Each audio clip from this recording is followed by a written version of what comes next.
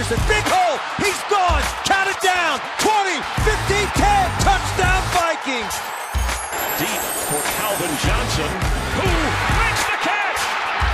What are you going to do? Hey, somehow we blinked and it got to week 7 already as we're getting ready for a Vikings-Lions matchup. MJD here. Yes. First, I want to set the record straight, MJD. I took a little heat on Twitter when we previewed the Lions. I got your back, though. I appreciate that. I saw it. Talked about the Lions game heading into week 6, and I mentioned the arguable call on the Cowboys matchup. Look, the Lions now have a win. Let's focus on the positive for this team.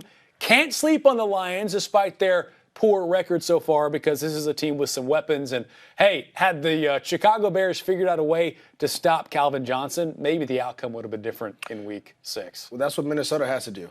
They have to find a way to stop Calvin. If you don't stop Calvin, you're going to lose. And we saw that. 166 yards. This guy went on fire. He was on fire. 10 catches. I mean, the big play at the very end of the game right here, you see it. Making a play. Stafford trusting this guy, throwing it down the field, using that big arm. This is who the Detroit Lions are. They're a prolific offense, throwing the ball around the yard. They take shots because they trust their outside receivers.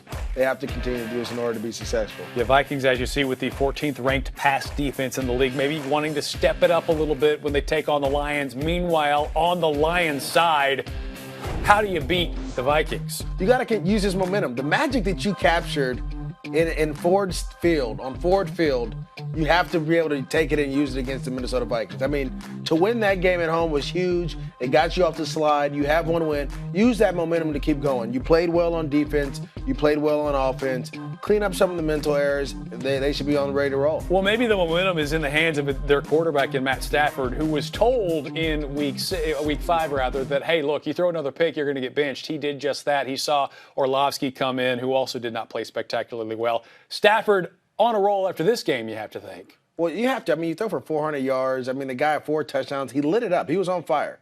Continue to improve on that. Take those chances when they present themselves, but don't be too careless with the ball. You'll have to protect the ball at all times. Again, get that running game going. That defense is playing pretty well. Yeah. Keep things up. I mean, I think it'll be okay. Divisional matchup, who wins it? Detroit. I have Detroit winning 2 weeks in a row, you're picking them. I got them 2 weeks in a row, man. It's crazy. All right, we're getting ready for week 7 and the Lions versus the Vikings.